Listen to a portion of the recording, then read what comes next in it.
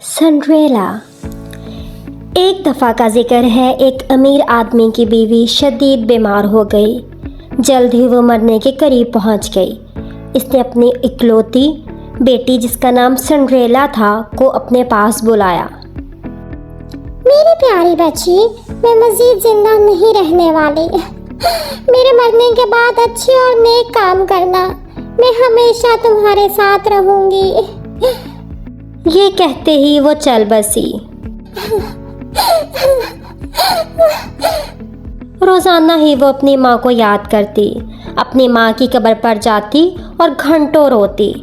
ایک دن سنڈریلا کے باپ نے اپنی بچی کا خیال رکھنے کی غرض سے دوسری شادی کر لی تاکہ اس کی بچی محفوظ رہ سکے، کیونکہ وہ خود اکثر سفر میں رہتا۔ وہ عورت بیوہ تھی اور اس کی 2 بیٹیاں تھیں۔ اب سنڈریلا اپنی سوتیلی ماں اور 2 مکار بہنوں کے ساتھ رہتی تھی۔ وقت گزرتا گیا۔ سنڈریلا کے ساتھ بہت برا سلوک کیا جاتا۔ اس کی حیثیت ایک نوکرانی جیسی تھی۔ سارا دن وہ گھر کے کام کرتی، پوچھے لگاتی، کھانا بناتی، برتن دھوتی۔ اس کی دونوں بہنیں سارا دن صوفے پر بیٹھی کھانا کھاتی اور ٹی وی پر ڈرامے دیکھتی۔ سنڈریلا، کاہے لڑکی، فرش ٹھیک سے صاف کرو، تمہیں نظر نہیں آتا؟ وہ کھانا بناتی تو اس کی بہنیں کھانے میں طرح طرح کے نقص نکالتی۔ سنڈریلا، پوہر لڑکی، تمہیں ابھی تک کھانا بنانا ہی نہیں آیا، کبھی نمک کم تو کبھی زیادہ، تمہارے ہاتھ میں ذرا بھی ذائقہ نہیں۔ سنڈریلا کو بچا ہوا کھانا ملتا اور سونے کے لیے فرش پر بستر۔ ساری رات اسے ٹھنڈ لگتی اور وہ روتے روتے سو جاتی۔ زندگی یوں ہی گزر رہی تھی۔ اس نے چوہوں اور پرندوں سے دوستی کر لی۔ اچانک ایک دن بادشاہ نے پورے گاؤں میں منادی کرائی۔ وہ چاہتا تھا کہ اس کا اکلوتا بیٹا ایک انتہائی خوبصورت اور نیک لڑکی سے شادی کرے۔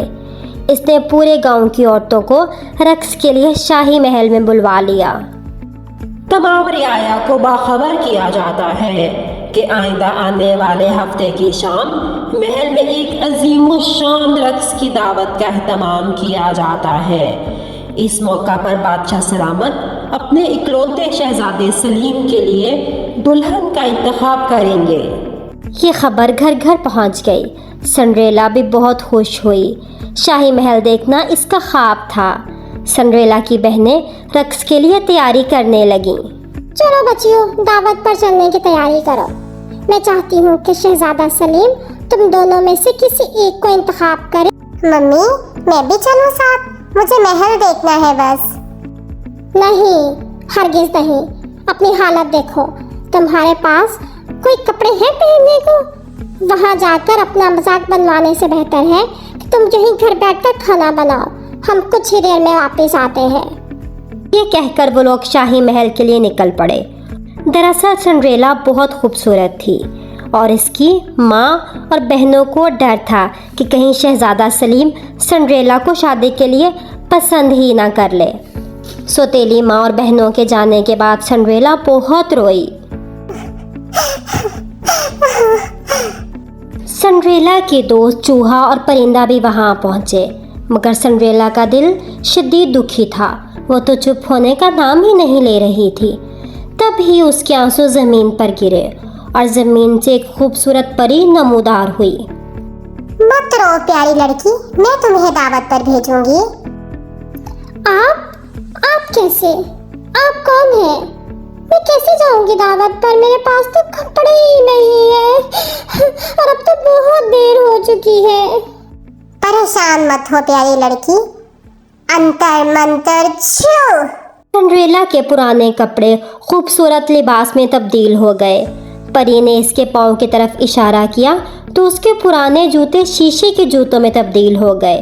اس کے دوست پرندہ اور چوہا کدو پر کھیل رہے تھے۔ چوہا گھوڑا بن گیا اور کدو ایک خوبصورت بگی میں بدل گیا۔ پرندہ تانگا چلانے والا۔ پری، میری سوتیلی ماں اور بہنیں بھی وہاں ہوں گی، اگر انہوں نے مجھے دیکھ لیا تو؟ تم پریشان مت ہو پیاری لڑکی، وہ تمہیں کبھی بھی پہچان نہیں پائیں گی۔ بس ایک بات، ये जादू आधी रात तक कायम रहेगा। जादू का असर खत्म होने से पहले घर लौट आना। ठीक है अच्छी परी, मैं ख्याल रखूंगी। जल्द ही वो शाही महल पहुंच गई। जैसे ही वो महल में दाखिल हुई, तमाम लोगों की तवज्जो का मरकज़ बन गई।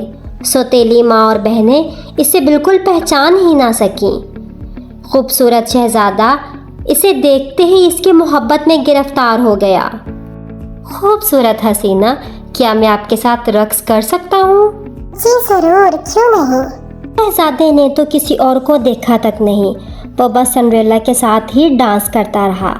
सिंड्रेला ने तमाम रात शहज़ादे के साथ रक्स किया और जादू के बारे में भूल गई। इसे एकदम परी की बात याद आई। इसने घड़ी की जानब देखा। 12 बजने में 10 मिनट रहते थे। बस मुझे अब घर जाना चाहिए। रुको रुको शहज़ादी। जब वो भाग रही थी तो उसका जूता सीढ़ियों पर उतर गया। उसके पास वक्त नहीं था। शहज़ादा उसके पीछे भाग रहा था। उसने ऐसे ही एक जूते के साथ बग्गी में बैठी। शहज़ादे ने जूता देखा और उसे उठा लिया। रास्ते में ही जादू का असर ख़त्म हो गया। बग्गी गायब हो गई। कद्दू, परिंदा और चूहा दोबारा ज़ाहिर हो गए। इसने घर जाने के लिए छोटा रास्ता लिया और रास्ते पर दौड़ने लगी। जल्द ही वो घर पहुंच गई। मैं उसे ढूंढ निकालूंगा और उससे ही शादी करूंगा, चाहे मुझे पूरा मुल्क ही क्यों ना तलाश करना पड़े। अगले ही दिन शहज़ादा अपने सिपाहियों के साथ इस शहज़ादी की तलाश में निकल पड़ा। इसने घर घर छान मारा। हर घर की हर लड़की को जूता पहनाने की कोशिश की गई, मगर जूता किसी को पूरा ही ना आया। आखिरकार वो सिंड्रेला के घर पहुंच गए। खुशामदीद शहज़ादे। मोहतरमा, क्या आपके घर से कोई लड़की पिछली रात शाही महल में रक्स के लिए आई थी? जी हाँ, मेरी दोनों बच्चियां दावत में शरीक थी कल। आप उन्हें बुलाएं, हम उन्हें ये जूता पहनाकर देखना चाहते हैं। दोनों बहनों ने जूता पहनने की बेहद कोशिश की, मगर जूता उन्हें आया ही नहीं। क्या कोई और लड़की भी घर में मौजूद है? नहीं नहीं, मेरी सिर्फ 2 ही बच्चियां हैं। सिंड्रेला खिड़की पर खड़ी गाना गा रही थी। सिंड्रेला की माँ ने शहज़ादे की अम्मत पर इसे छत वाले कमरे में कैद कर दिया था। शहज़ादा और सिपाही गाने की आवाज़ सुन चुके थे। इन्हें शक था कि घर में कोई और लड़की भी मौजूद है। हमें पूरे घर की तलाशी लेनी होगी। जल्द ही उन्होंने सिंड्रेला को ढूंढ लिया। शहजादा सलीम, इधर एक लड़की मौजूद है, इधर आए। शहज़ादा और सिपाही वहां पहुंचे। उन्होंने शहज़ादी को जूता पहनाया। जूता तो उसके पाँव में बिल्कुल फिट आ गया। नहीं नहीं नहीं। शहज़ादा सिंड्रेला को पहचान गया कि ये वही रक्स वाली लड़की है। आखिरकार तो मुझे मिल ही गई। क्या नाम है तुम्हारा? सिंड्रेला। क्या तुम मुझसे शादी करोगी? जी जी जी हाँ। शहज़ादे ने सिंड्रेला का हाथ थामा, इसे अपने घोड़े पर बिठाया और शाही महल की तरफ रवाना हो गया। बादशाह और मलका सिंड्रेला से मिलकर बेहद खुश हुए। उन्होंने सिंड्रेला और शहज़ादे की शादी तय कर दी। शादी के बाद वो दोनों हंसी खुशी रहने लगे।